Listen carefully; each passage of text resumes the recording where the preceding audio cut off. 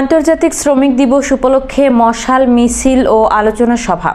কুড়িগ্রাম ফুলবাড়ি থেকে মাইদুল ইসলামের তথ্যচিত্রে বিস্তারিত।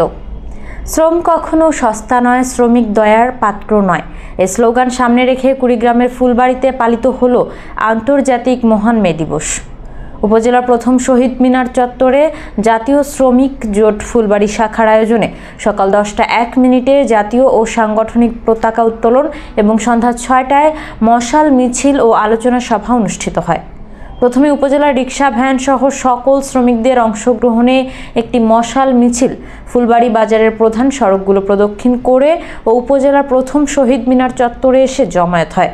পরে আলোচনা সভায় ফুলবাড়ি মডেল প্রেস ক্লাবের সভাপতি ইউনুস আলী আনন্দের সঞ্চালনায় ও শ্রমিক জোটের কেন্দ্রীয় কমিটির নেতা ইউসুফ আলী সংগ্রামীর সভাপতিত্বে বক্তব্য রাখেন ফুলবাড়ি প্রেস ক্লাবের সভাপতি সাংবাদিক উত্তম কুমার মহন্ত, উপজেলা ছাত্রলীগের সাবেক নেতা মেহেদি হাসান, ছাত্রলীগের নেতা তাওহিদ হাসান তুষার প্রমুখ।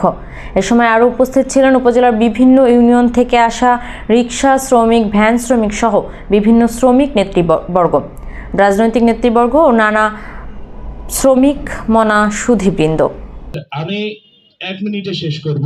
তো সেই সমাবেশে কিন্তু একটা ভুল বোঝাবুঝি থেকে, আমার বাবাও শিক্ষক ছিল, আপনারা সবাই জানেন। তা আমি ওই 3 জনের মাঝে এমন এবং মেহেদি হাসানের সফলতা কামনা করি। আর কাকা যে একটা কথা, প্রশাসন থেকে শুরু করে স্থানীয় যারা নেতৃত্ব দেয়, যারা আমাদের ব্যবহার করে নেতা হচ্ছে, সেই নেতারাই বিভিন্ন সময় আমাদেরকে উপহার